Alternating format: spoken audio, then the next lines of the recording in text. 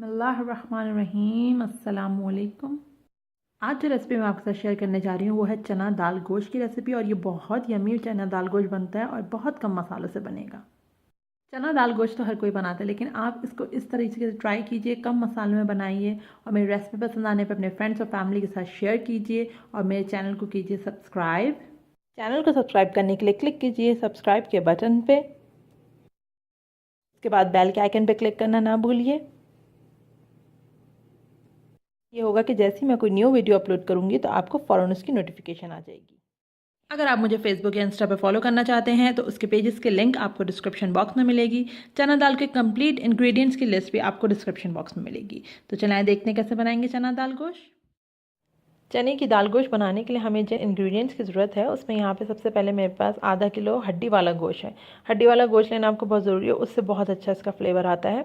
और ये मैंने हड्डी वाला गोश्त लिया है। आधा किलो गाय का गोश्त है। ये 1.5 कप चने की दाल है। इसको मैंने अच्छे से धो लिया था, साफ़ करके धो लिया था अच्छे से, और फिर इसको मैंने 1 घंटे से पानी में भिगोया हुआ है। इसके अलावा हमें इसके अंदर 1 टेबल स्पून अदरक लहसुन का पेस्ट चाहिए होगा।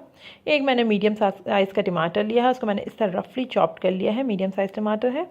एक मीडियम साइज़ की प्याज है और उसको बहुत फाइन स्लाइस किया है मैंने। देखें कितना बारीक काटा है, मोटा नहीं काटना, बारीक काटना है। 1.5 टीस्पून तक आप पिसी लाल मिर्च ले सकते हैं, मैंने 1 टीस्पून लिए। 1/2 टीस्पून हल्दी पाउडर चाहिए और नमक अपने हिसाब से।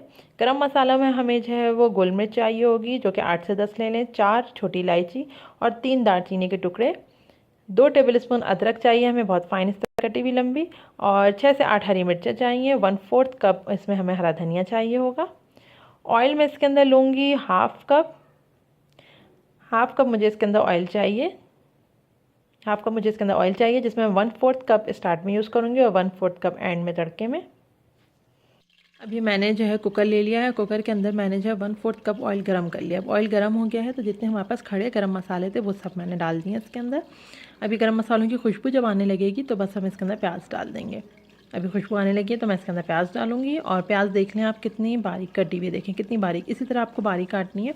इससे होगा कि प्याज जो गोश्त के साथ अच्छे से गल जाएगी। तो बस हम प्याज को जो है सॉफ्ट करेंगे। प्याज को हमें लाल नहीं करना है, उसको सिर्फ सॉफ्ट करना है। तो हम सॉफ्ट होने तक प्याज को भूनेंगे।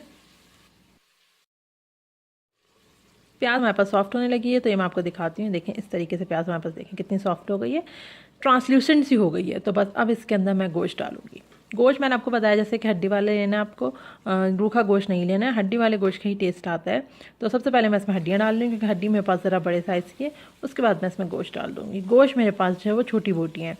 तो अब ये कि मैं भून लूँगी हड्डियों को इसके साथ अच्छे से, गोश्त के साथ, ताकि इसकी जो स्मेल है जो गोश्त की और जो हड्डियों वगैरह की वो ख़त्म हो जाए। तो अभी इसका पानी ख़त्म होगा तो हम इसके अंदर अदरक लहसुन का पेस्ट डालेंगे। गोश्त का पानी ख़त्म हो गया था तो मैंने इसके अंदर 1 टेबल स्पून अदरक लहसुन का पेस्ट डाल दिया। अब मैं उसके बाद भून रही हूँ उसको, और वो अच्छे से भूनना है। अब ये मैं भूनने के बाद हड्डियाँ हटा लूँगी, क्योंकि हड्डी मेरे पास बहुत बड़ी है और चमचा चलने मसला हो रहा है। और जब गोश्त का पानी सूख गया था तो और अच्छे से भुनाई हो गई थी तो मैंने हड्डियाँ हटा ली हैं, क्योंकि जैसे मैंने बताया कि मुझे चमचा चलाने में मसला हो रहा था, क्योंकि हड्डियाँ मेरे पास काफ़ी बड़े साइज़ की थी। तो अब मैंने हड्डी हटा लिया। तो मैंने जो हमारे पास मसाले थे जितने, जो पिसी लाल मिर्च, हल्दी और नमक, ये मैंने इसके अंदर डाल दिया। अब इसके साथ अच्छे से भूनेंगे। मसालों के साथ मैं भून रही हूँ। थोड़ा सा आप इसके अंदर पानी भी डाल दें साथ में, ताकि जो है वो मसाले आपके जले नहीं। और मसालों के साथ अच्छे से भूनना है। जब मसालों की भुनाई अच्छे से हो जाए और आपको पता चल जाए कि खुशबू आने लगे मसालों की और कच्चापन ख़त्म हो जाए, तो फिर हम इसके अंदर टमाटर डालेंगे। तब मैं इसके अंदर टमाटर डाल दूँगी और टमाटर डाल के हम इसको इतना भूनेंगे कि टमाटर अच्छे से सॉफ्ट हो जाए और इसी उसमें प्याज और टमाटर सब गोश्त के साथ, मसालों के साथ मिक्स हो जाएंगे। ये आप देख सकते हैं बहुत अच्छी भुनाई हो गई है। तो अब मैं इसके अंदर बहुत सब चीज़ें जा चुकी हैं। तो अब मैं इसके अंदर चने की दाल डाल दूँगी। चने की दाल हमारे पास 1 घंटे से मैंने भिगोई हुई थी और मैंने इसको गोश्त के साथ डाल दिया है। जैसे कि आप देख सकते हैं बोटियाँ मेरी बहुत छोटी हैं इसकी गोश्त की, तो ये बहुत आराम से दाल गोश्त एक साथ गल जाएगा। अगर आप चाहते हैं कि आपकी दाल खड़ी खड़ी रहे और ज़्यादा घुटी हुई ना हो, तो आप फिर पहले जो है वो 1 सीटी लगा लें गोश्त में, ताकि गोश्त तकरीबन आपका 50% डन हो जाए। फिर आप दाल डालें और फिर 1 सीटी लगाएं। लेकिन मैं एक साथ गलाऊंगी क्योंकि मुझे ज़रा घुटी हुई अच्छी लगती है। अब मैं इसके अंदर जो हड्डियाँ मैंने अलग कर ली थी वो डाल दूँगी, क्योंकि अब मैं इसके अंदर पानी डाल के इसको पकने के लिए रख रही हूँ।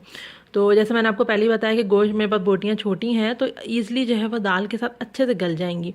लेकिन अगर आप चाह रहे हैं आपकी दाल खड़ी रहे तो आप फिर ये करना है आपको कि जो है वो पहले गोश्त में एक सीटी लगा लें कुकर में, फिर उसके बाद जब गोश्त आपका 50% डन हो जाए फिर आप दाल डालें और फिर एक सीटी लगा लें। इससे होगा कि गोश्त आपका गल जाएगा और आपका जो दालें हैं आपकी वो खड़ी भी रहेंगी और जो है वो गल भी जाएंगी, लेकिन वो घुटी हुई नहीं होंगी। लेकिन अगर आप चाहते हैं कि आपकी दाल अच्छे से घुटी हुई हो, थोड़ी बहुत साबित साबित नज़र आए, तो फिर आप दोनों को एक साथ, जैसे मैं कर रही हूँ, जो है वो गोश्त को और चने की दाल को एक साथ डाला और मैंने तकरीबन मैं इसके अंदर अब 2 गिलास पानी डाल के और फिर इसको मैं कुकर में चढ़ा दूँगी, 2 सीटी लगा दूँगी। तो बस इस तरह हमें करना है। मैंने इसके अंदर हड्डियाँ डाल दी हैं। और दूसरी बात यह है कि अगर आप कुकर के बगैर बना रहे हैं तो फिर आपको ये करना है कि आप पहले गोश्त को गलने दें। गोश्त 80% डन हो जाए तो फिर आप उसके अंदर दाल डालें, जो 1 घंटा भीगी हुई दाल है। फिर उससे ये होगा कि आपकी दाल भी गल जाएगी और फिर गोश्त भी गल जाएगा।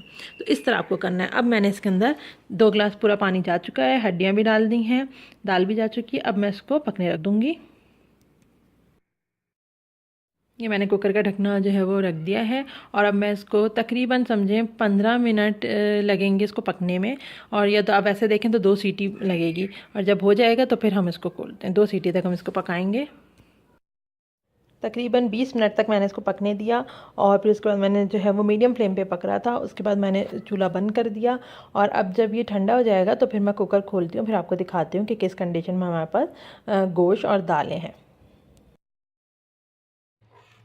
अब ये मैं आपको दिखा रही हूँ कि देखें, जब मैंने कुकर खोला तो देखें दाल बिल्कुल गल चुकी है और ये साबित भी नज़र आ रही है। ये देखें, इस तरह की दाल आपको पसंद है तो बस आपको इसी तरह करना है कि एक साथ चढ़ा देना है दोनों को। बस ये देखें, घुटी हुई भी है ये और साबित भी नज़र आ रही है। अब हम क्या करेंगे, इसके अंदर जो हमारे पास अदरक, हरा धनिया और हरी मिर्चें थी वो मैं इसमें डाल दूँगी और फ्लेम को मैंने बिल्कुल स्लो कर दिए, दम वाली आँच कर दिए और कवर करूँगी। 5 मिनट में इसको दम पे रखूँगी और फिर हम इसमें जो 1/4 कप हमारा ऑयल मैंने रोक लिया था, अब उसका हम तड़का लगाएंगे और थोड़ी सी प्याज डाल के उसको हम तड़का लगाएंगे। तो बस अब हम इसको 5 मिनट दम पे रखेंगे। अभी मैंने 1/4 कप ऑयल जो है गर्म होने रख दिया था और अब इसके बाद इसके अंदर मैंने डाल दी है प्याज। थोड़ी सी प्याज मैंने इसके अंदर डाली है। ये देखने आप तकरीबन जो है वो 1 to 2 टेबल स्पून अगर आप देखें वैसे तो होगी, अंदाज़ा कर सकते हैं। अब इस तरह बस इससे खुशबू बहुत अच्छी आ जाती है। तो बस ये प्याज अब अच्छे से हम लाल कर लेंगे और फिर ये दूसरी तरफ गोश्त हमारे पास गर्म है दाल, तो अभी इसमें डालेंगे। प्याज हमारे पास लाल हो चुकी है तो मैं तड़का लगा दूंगी। ज़रूरी है कि दोनों चीज़ें आपके पास गर्म हो। जब आप तड़का लगा रहे हो तो दाल ऐसा ना हो दाल आपके पास ठंडी हो, दाल भी गर्म होनी चाहिए। और बस अब हम इसको कवर कर देंगे। अब चूल्हा बंद है। 5 मिनट बाद मैं इसको डिश आउट करूँगी। मज़ेदार सी चने की दाल गोश्त बनके बिल्कुल तैयार है और आप देख सकते हैं कितने मज़े की ये बनी है। इस रेसिपी को आप ज़रूर ट्राई करें। इसको नान के साथ, गरम गरम नान के साथ सर्व करें और जो एंड में मैंने तड़का लगाया वो ज़रूर लगाएं, उससे इसका फ्लेवर बहुत इन्हांस हो जाता है।